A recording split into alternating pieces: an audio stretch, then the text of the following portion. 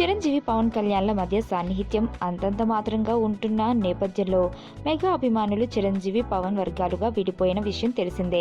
దీంతో ఏదో విధంగా పవన్ అభిమానుల అభిమానాన్ని పొందటానికి మెగా కాంపౌండ్ ఖైదీ నంబర్ 150 విషయంలో రకరకాల ఎత్తుగడలను వేస్తుంది. దాదాపు 9 సంవత్సరాల గ్యాప్ తర్వాత చిరంజీవి నటిస్తున్న సినిమా ఖైదీ నంబర్ 150 కావడంతో ఈ సినిమాపై మెగా అభిమానుల్లో అంచనాలు పెరగడానికి ఈ సినిమాలోని మెగాస్టార్ లుక్లకు సంబంధించిన ఫోటోలను లీక్ చేస్తూ ఈ సినిమాపై అంచనాలను పెంచేస్తుంది మెగా కాంపౌండ్. ఈ నేపథ్యంలో చిరంజీవి రెడ్ షర్ట్ వేసుకుని మెరిసిపోతున్న మరొక ఫోటోను లేటెస్ట్ గా లీక్ చేశారు.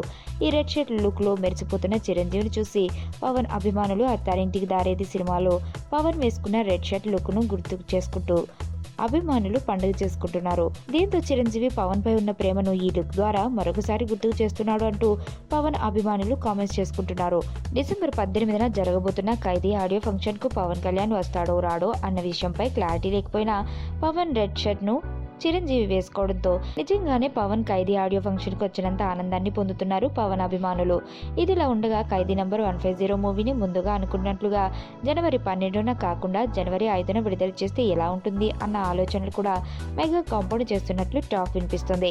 ఇలా చేయడం వల్ల చిరంజీవి క్రేజ్ తో మొదటి వారం ఖైదీకి రికార్డ్ కలెక్షన్స్ వస్తే ఆ రెండో వారం కలిసి వచ్చే సంక్రాంతి పండుగ హడావిడితో దాదాపు 2 వారాల పాటు బాక్స్ ఆఫీస్ ను షేక్ చేయాలని మెగా కాంపౌండ్ ఎత్తుగడ అని అంటున్నారు.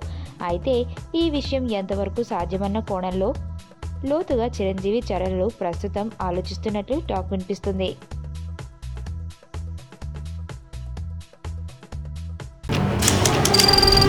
నీ స్నేహితుడు ఎవరో తెలిస్తే నీ క్యారెక్టర్ తెలుస్తుంది.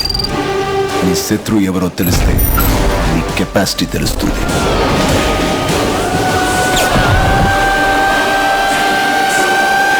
నా శత్రుని సెలెక్ట్ చేసుకున్నాను.